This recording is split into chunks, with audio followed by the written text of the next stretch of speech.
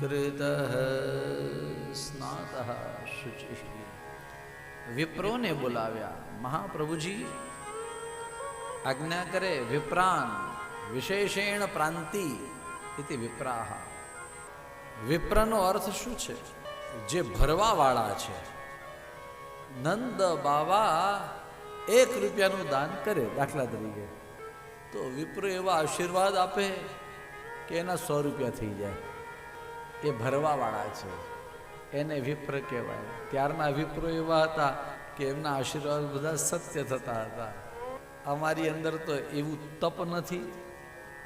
આ તો આપ સૌનો ભાવ છે, પણ અમારું એવું કંઈ તપ નથી કે અમે બોલીએ ને તરત તમારા 1ના 100 રૂપિયા થઈ જાય. ભગવાન કરે હું તો 1ના લાખ થાય, પણ એની માટે તપ અમારું જોઈએ ને, એવું અમારું તપ નથી. પણ ત્યાંના વિપ્રો તો એવા હતા ત્યારના.